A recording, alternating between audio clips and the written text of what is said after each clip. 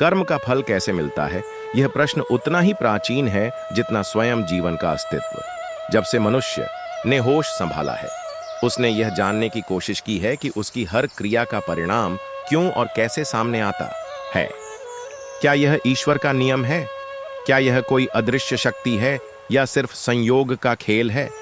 वास्तव में कर्म का फल किसी संयोग का परिणाम नहीं होता, बल्कि यह ब्रह्मांड का अटल और शाश्वत नियम है, जिसे स्वयं श्री कृष्ण ने भगवत गीता में स्पष्ट किया है।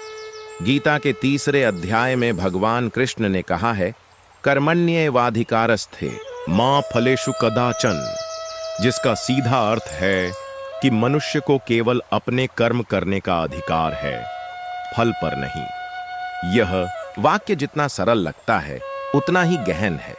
यह हमें बताता है कि इस संसार में प्रत्येक क्रिया का परिणाम होता है, लेकिन उस परिणाम पर हमारा अधिकार नहीं होता। हम बीज बो सकते हैं, उसे सींच सकते हैं, लेकिन फल देने का अधिकार प्रकृति और ईश्वर के पास है। संसार एक विशाल कर्म चक्र है जो न कभी रुकता है और न कभी किसी के लिए विशेष व्यवस्था करता है। हर जीव अपने कर्मों से ही अपने भविष्य को गढ़ता है। यह नियम केवल मनुष्यों पर ही नहीं, बल्कि इस पूरे ब्रह्मांड के हर तत्व पर लागू होता है।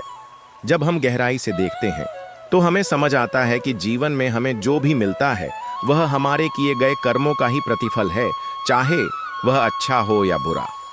अक्सर लोग कहते हैं कि अमुक व्यक्ति ने तो कोई गलत काम नहीं किया, फिर भी उसे दुख क्यों मिला, और कोई व्यक्ति बुरे कर्म करके भी सुखी क्यों है। इसका उत्तर सीधा है, कर्म का फल तुरंत नहीं मिलता, बल्कि समय के अनुसार प्रकट होता है।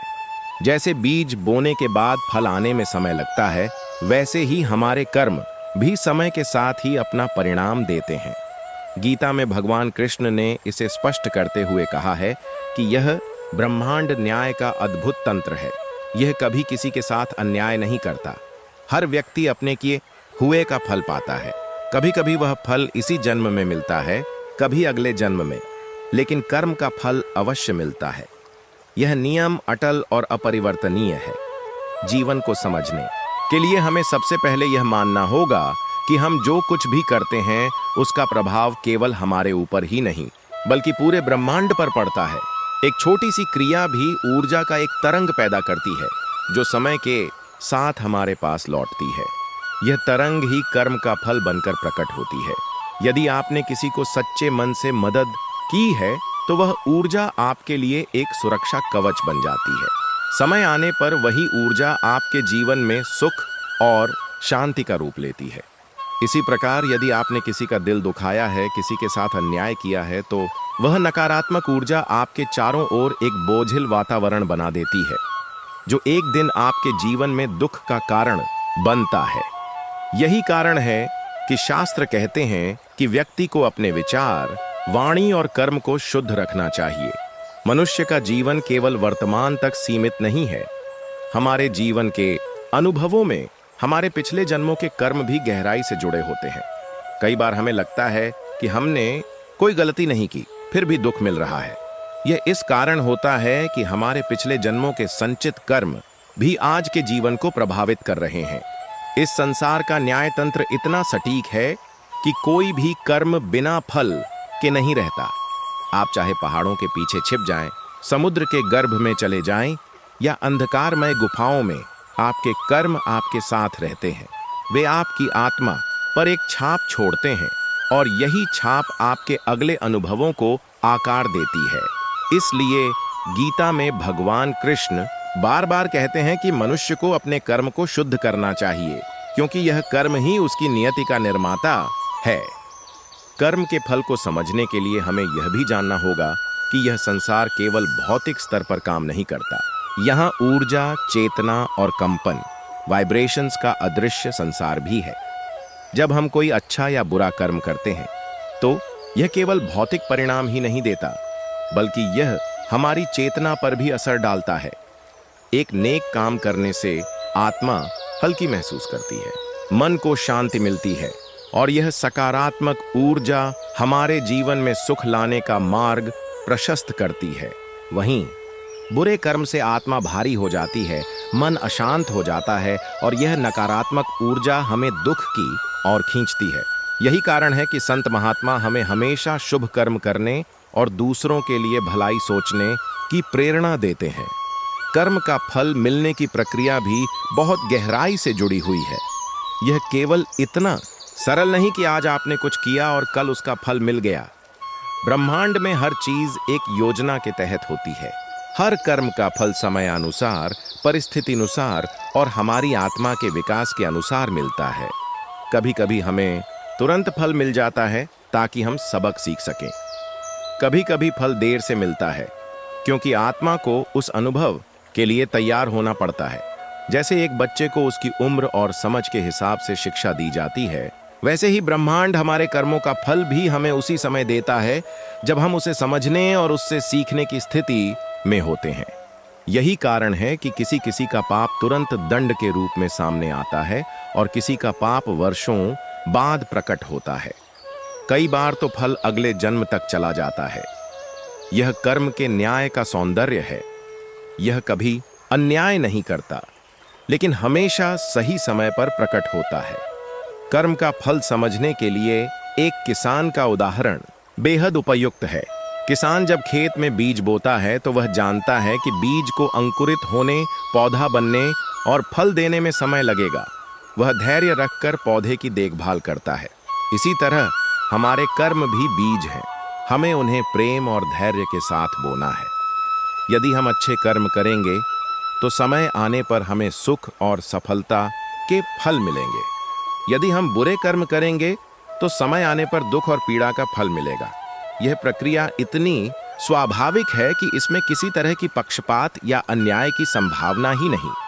जब हम गहराई से सोचते हैं तो हमें यह भी समझ आता है कि कर्म का फल केवल बाहरी सुख दुख तक सीमित नहीं है।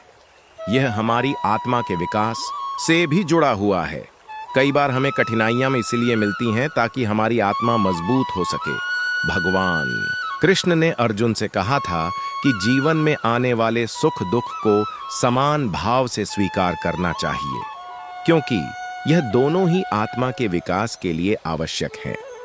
सुख हमें कृतज्ञता सिखाता है और दुख हमें धैर्य, त्याग और सहनशीलता का पाठ पढ़ाता है। यही कारण है कि ज्ञानी लोग सुख दुख से परे होकर केवल कर्म पर ध्यान केंद्रित करते हैं। वे जानते हैं कि हमारा कर्तव्य है कि हम अपना श्रेष्ठ कर्म करें, फल अपने आप आएगा। इस दृष्टिकोण को अपनाने से जीवन में शांति आती है। अक्सर लोग यह सोचकर परेशान रहते हैं कि मैंने इतना अच्छा किया, फिर भी फल अच्छा क्यों नहीं मिला। इसका कारण यह है कि फल मिलने की प्रक्रिया बहुआयामी है। हर कर्म का परिणाम केवल एक ही घटना पर आधारित नहीं होता। हमारे जीवन में जो भी होता है वह हमारे वर्तमान और पिछले कर्मों का संयुक्त परिणाम होता है। जैसे एक नदी में अलग अलग जगहों से पानी आता है और वह मिलकर एक प्रवाह बनाता है, वैसे ही हमारे जीवन का वर्तमान प्रवाह भी कई जन्मों के कर्मों का परिणाम होता है। इसलिए हमें धैर्य रखना चाहिए और अपने कर्मों को सुधारते रहना चाहिए। एक और महत्वपूर्ण बात यह है कि कर्म केवल शारीरिक क्रियाओं तक सीमित नहीं है। हमारे विचार और भावनाएं भी कर्म का रूप हैं। यदि हम मन में किसी के लिए बुरा सोचते हैं तो वह भी कर्म है और उसका फल हमें मिलेगा। यही कारण है कि गीता में मन और इंद्रियों को नियंत्रित करने की शिक्षा दी गई है। श्री कृष्ण कहते हैं कि यदि व्यक्ति अपने मन और इंद्रियों को काबू में कर लेता है और निष्काम भाव से कर्म करता है तो वह कर्म के बंधन से मुक्त हो सकता है। यह मुक्ति का मार्ग है, क्योंकि फल की आसक्ति ही दुख का कारण है। यदि हम केवल कर्म पर ध्यान दें और फल को ईश्वर पर छोड़ दें तो जीवन सरल और शांत हो जाता है। ब्रह्मांड का यह नियम पूर्णतः निष्पक्ष है। यह किसी को विशेष दया नहीं देता, चाहे वह राजा हो या भिखारी, संत हो या पापी। हर कोई अपने कर्मों का फल भोगता है। यही कारण है कि संसार में न्याय की व्यवस्था इतनी अद्भुत है। लोग अक्सर ईश्वर को दोष देते हैं कि मेरे साथ अन्याय हुआ, लेकिन यदि हम गहराई से देखें तो समझ आता है कि ईश्वर कभी अन्याय नहीं करता। वह केवल कर्म के नियम को लागू करता है। हम जो बोते हैं वही काटते हैं। यह एक ऐसा सत्य है जिसे जानकर जीवन का दृष्टिकोण बदल जाता है। जब हम समझ जाते हैं कि हर दुख और हर सुख हमारे ही कर्मों का परिणाम है, तब हम दूसरों को दोष देना छोड़ देते हैं। हम अपने भीतर झांक कर खुद को सुधारने की कोशिश करते हैं। यही आत्मज्ञान की शुरुआत है। गीता का पूरा सार भी यही है, मनुष्य को अपने कर्मों के प्रति सजग बनाना और उन्हें भगवान को अर्पित करने का भाव विकसित करना। जब हम अपने हर कर्म को भगवान को समर्पित कर देते हैं तो हम फल की चिंता से मुक्त हो जाते हैं। इस स्थिति को कर्म योग कहते हैं। यह योग हमें संसार के बंधन से मुक्त कर देता है। इस ज्ञान को आत्मसात करना आसान नहीं है, लेकिन धीरे धीरे अभ्यास से यह संभव हो सकता है। कर्म का फल कैसे मिलता है, यह जानने के लिए हमें यह समझना होगा कि कर्म का नियम केवल बाहरी दुनिया का नियम नहीं है, यह आत्मा का भी नियम है। हर आत्मा इस संसार में अनुभव लेने और सीखने के लिए आई है। ईश्वर ने इस संसार को एक विशाल विद्यालय बनाया है, जहां हर व्यक्ति छात्र है और कर्म उसकी परीक्षा है। जैसे विद्यार्थी के पास जो भी प्रश्न आते हैं वे उसके स्तर के अनुसार होते हैं, वैसे ही हमारे जीवन में जो परिस्थितियां आती हैं वे हमारी आत्मा की वृद्धि के लिए होती हैं। जब हम कर्म करते हैं तो उसका प्रभाव सिर्फ इस जीवन में नहीं रहता, वह हमारे मन और आत्मा पर छाप छोड़ देता है। यही छाप हमारे अगले अनुभवों और जीवन को आकार देती है। इसलिए यह कहना कि किसी का बुरा कर्म बच गया या अच्छा कर्म व्यर्थ गया, यह सोच गलत है। कोई भी कर्म व्यर्थ नहीं जाता। हर कार्य, हर विचार और हर भावना एक अदृश्य तरंग की तरह है जो समय आने पर हमें घेर लेती है। यही कारण है कि संत लोग कहते हैं कि अपने हर कर्म को सजग होकर करो। यदि हम बिना सोचे समझे कार्य करेंगे तो हम नकारात्मक तरंगों का निर्माण करेंगे, और यदि प्रेम और दया के भाव से कार्य करेंगे तो हम सकारात्मक ऊर्जा का निर्माण करेंगे। यही सकारात्मक ऊर्जा हमें जीवन में खुशियां और शांति के रूप में मिलती है। यदि हम गीता को देखें तो भगवान कृष्ण ने अर्जुन से यही कहा कि इस संसार का हर कार्य एक प्रकार का यज्ञ है। यज्ञ का अर्थ है ईश्वर को समर्पण। यदि हम अपने कर्म को ईश्वर को समर्पित कर दें तो उसका बंधन समाप्त हो जाता है। उदाहरण के लिए, यदि आप किसी को मदद करते हैं लेकिन उसमें अहंकार है तो वह कर्म आपको बंधन में डाल देगा। लेकिन यदि आप मदद को ईश्वर की सेवा मानकर करते हैं तो वही कर्म आपको मुक्त कर देगा। इसलिए कर्म का फल केवल कार्य पर निर्भर नहीं है, बल्कि उस कार्य के पीछे की भावना पर भी निर्भर है। भाव ही कर्म को शक्ति देता है। एक ही कार्य यदि अहंकार से किया जाए तो पाप बन सकता है, और यदि प्रेम से किया जाए तो पुण्य बन सकता है।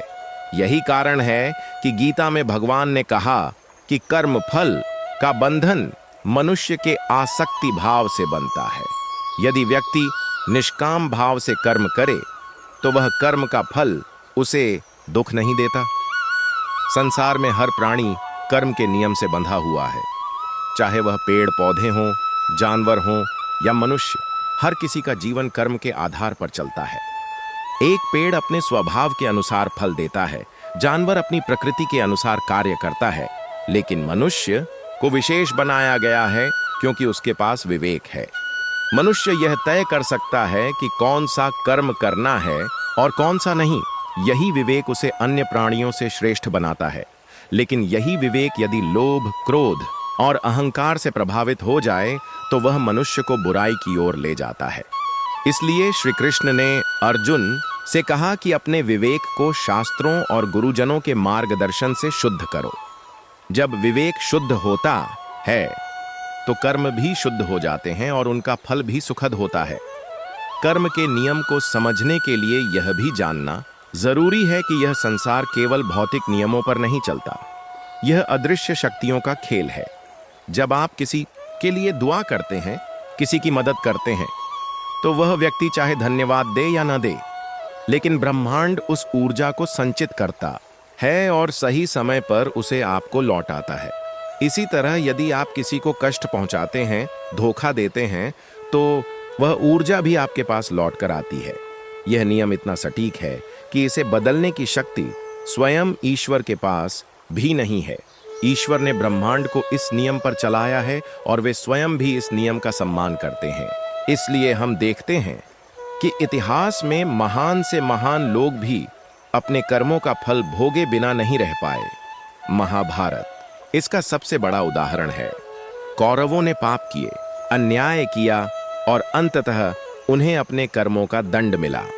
दूसरी ओर पांडवों को भी कठिनाइयां झेलनी पड़ी, क्योंकि उनके जीवन में भी कई ऐसे कर्म थे जिनका फल उन्हें भुगतना था, लेकिन अंत में न्याय हुआ। यही कर्म के नियम की सुंदरता है। यह देर कर सकता है, लेकिन अंधेर नहीं करता। यह कभी किसी के साथ अन्याय नहीं करता।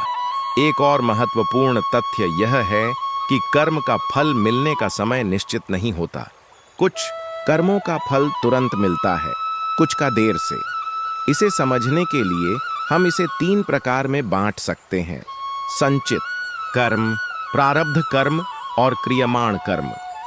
संचित कर्म वे हैं जो हमने पिछले जन्मों में किए हैं और अभी तक उनका फल हमें नहीं मिला।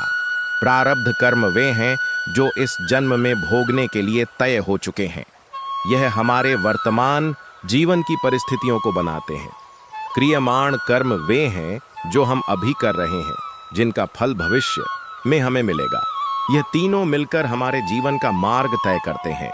इसलिए यदि आज हम कठिनाइयों से गुजर रहे हैं तो यह हमारे प्रारब्ध कर्मों का परिणाम हो सकता है। लेकिन यदि हम आज अच्छे कर्म करते हैं तो हम अपने भविष्य को बदल सकते हैं। यही कारण है कि शास्त्र कहते हैं कि मनुष्य को अपने वर्तमान कर्म पर ध्यान देना चाहिए, क्योंकि वही उसका आने वाला भाग्य तय करेंगे। जो लोग कर्म फल के नियम को समझ लेते हैं, वे जीवन में शिकायत करना छोड़ देते हैं। वे यह जान जाते हैं कि जो भी मेरे जीवन में हो रहा है वह मेरे ही कर्मों का परिणाम है। यह समझ मनुष्य को आत्मनिर्भर और मजबूत बनाती है। वह दूसरों को दोष नहीं देता, बल्कि अपने कर्मों को सुधारने पर ध्यान देता है।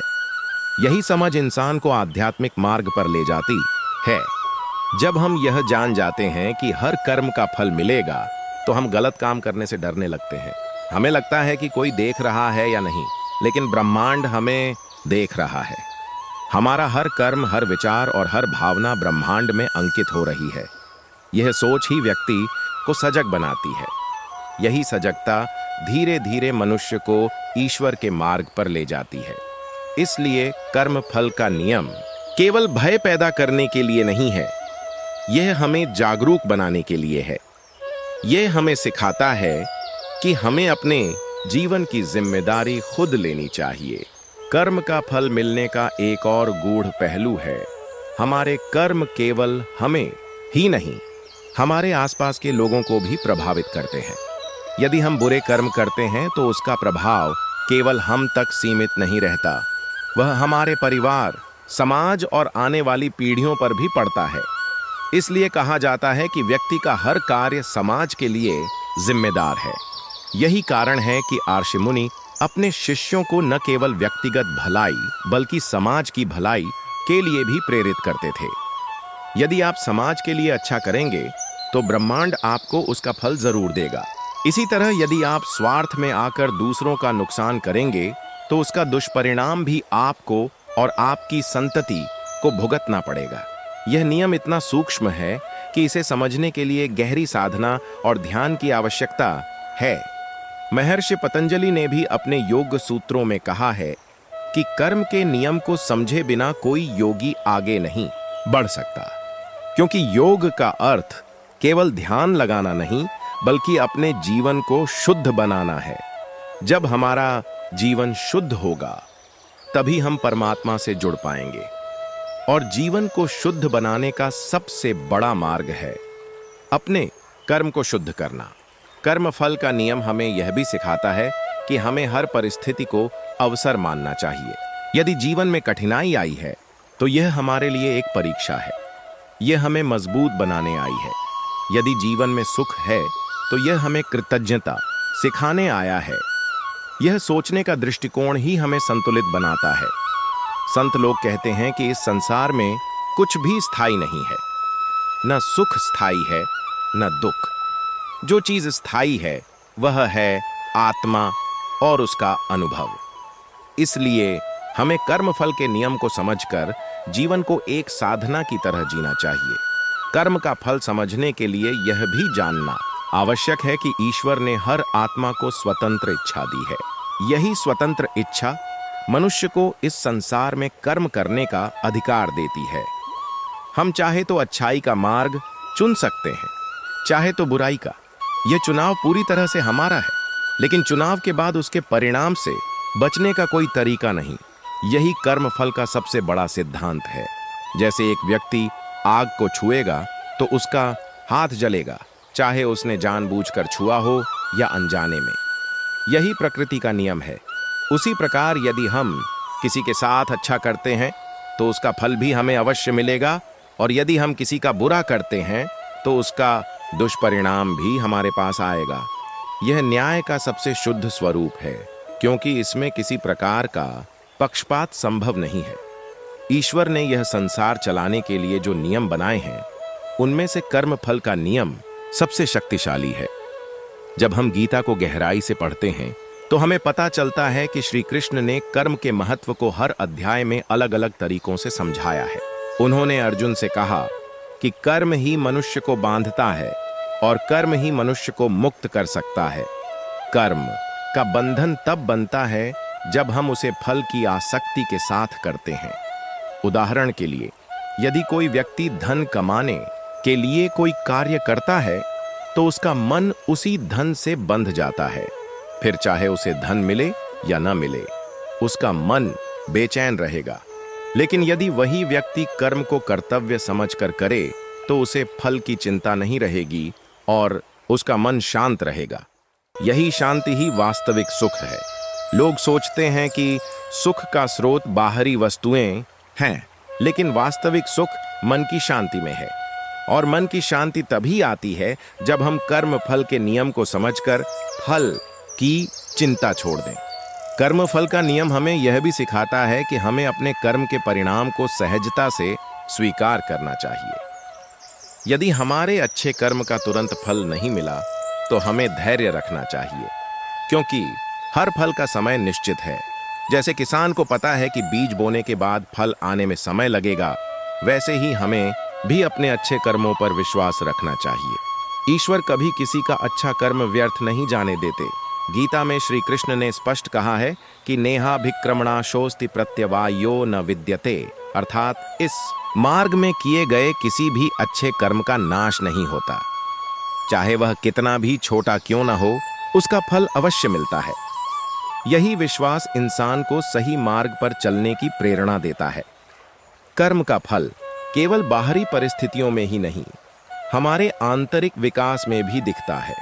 जब हम लगातार अच्छे कर्म करते हैं तो हमारा मन धीरे धीरे शांत होता जाता है, हमारी आत्मा शुद्ध होती है। यह शुद्धता ही हमें ईश्वर के करीब ले जाती है। कई बार हम देखते हैं कि संत महात्मा साधारण जीवन जीते हैं। उनके पास भौतिक सुख सुविधाएं नहीं होती, फिर भी वे हमेशा आनंद में रहते हैं। इसका कारण यह है कि वे अपने कर्मों को पूरी तरह ईश्वर को समर्पित कर चुके होते हैं। वे जानते हैं कि यह संसार एक परीक्षा स्थल है और हमें यहाँ केवल कर्म करने आए हैं। जब यह समझ आती है तो मनुष्य सुख दुख से परे होकर जीवन जीता है। यही गीता का सार है। कर्म के नियम को और स्पष्ट रूप से समझने के लिए एक और दृष्टांत देखते हैं। मान लीजिए एक व्यक्ति ने किसी को धोखा दिया और उसका धन हड़प लिया। उसे लगता है कि वह बच गया, किसी को पता नहीं चला। लेकिन वह भूल जाता है कि ब्रह्मांड में ऊर्जा का संतुलन हमेशा बना रहता है। उसका यह कार्य एक नकारात्मक ऊर्जा पैदा करेगा जो समय के साथ उसे घेर लेगी। वह धन तो उसके पास आ गया, लेकिन उस धन से उसे शांति नहीं मिलेगी। उसके जीवन में किसी न किसी रूप में दुख आएगा। हो सकता है कि वह दुख तुरंत न आए, लेकिन जब आएगा तो उसे एहसास होगा कि यह उसी कर्म का परिणाम है। यही कारण है कि हमें अपने जीवन में सजग रहना चाहिए। कर्मफल का नियम केवल दंड देने के लिए नहीं है, यह हमें सुधारने के लिए है। जब हम अपने कर्मों के परिणाम को भोगते हैं तो हम सीखते हैं। यदि कोई व्यक्ति दुख झेल रहा है तो यह उसके लिए सीखने का अवसर है। यदि वह समझ ले कि यह दुख उसके पिछले कर्मों का परिणाम है और वह अब अपने कर्म सुधार लेता है तो उसका भविष्य बेहतर हो जाएगा। यही कारण है कि कठिनाइयों को शाप नहीं, वरदान माना जाना चाहिए। कठिनाइयां ही हमें मजबूत बनाती हैं और आत्मा को शुद्ध करती है। श्री कृष्ण ने भी अर्जुन को युद्ध भूमि में यही शिक्षा दी थी कि हे पार्थ, सुख दुख, लाभ हानि, जय पराजय को समान भाव से स्वीकार कर और अपने कर्तव्य का पालन कर। यह उपदेश हमें बताता है कि हमारा कर्तव्य केवल कर्म करना है, फल की चिंता नहीं करनी। कर्म फल का नियम इतना गहरा है कि इसे समझकर मनुष्य का जीवन पूरी तरह बदल सकता है। जब हमें यह ज्ञान हो जाता है कि हर क्रिया का फल मिलेगा तो हम अपने हर कार्य को करने से पहले सोचने लगते हैं। यही सजगता हमें पाप से बचाती है। लोग अक्सर सोचते हैं कि यदि कोई पाप छिपाकर किया जाए तो कोई नहीं जान पाएगा, लेकिन यह सोच गलत है। हम चाहे किसी को धोखा दें या चोरी करें, हम ब्रह्मांड को धोखा नहीं दे सकते। हमारे हर कर्म की गूंज ब्रह्मांड में होती है और समय आने पर वही गूंज हमें लौट कर मिलती है। इसलिए संत लोग कहते हैं कि यदि तुम बुरे कर्म के परिणाम से डरते हो तो बुरा कर्म करना ही छोड़ दो। यही सबसे बड़ा समाधान है। कर्म का फल समझने के लिए हमें यह भी जानना चाहिए कि यह केवल व्यक्ति तक सीमित नहीं है, यह समाज और राष्ट्र पर भी लागू होता है। यदि एक समाज मिलकर अच्छे कर्म करेगा तो वह समाज समृद्ध होगा। यदि समाज बुरे कर्मों में लिप्त हो जाएगा तो उसका पतन निश्चित है। यही कारण है कि इतिहास में हम देखते हैं कि जो राष्ट्र धर्म और सत्य के मार्ग पर चला वह महान बना, और जो अन्याय और पाप के मार्ग पर चला उसका विनाश हो गया। रामायण और महाभारत इसके जीवंत उदाहरण हैं। रावण जैसा शक्तिशाली राजा भी अपने पापों के कारण नष्ट हो गया। कौरवों का साम्राज्य भी उनके अन्याय और लोभ के कारण समाप्त हो गया। यह हमें बताता है कि चाहे व्यक्ति कितना भी शक्तिशाली क्यों न हो, वह अपने कर्म फल से बच नहीं सकता। कर्म फल का यह सिद्धांत हमें जीवन का सही मार्ग दिखाता है।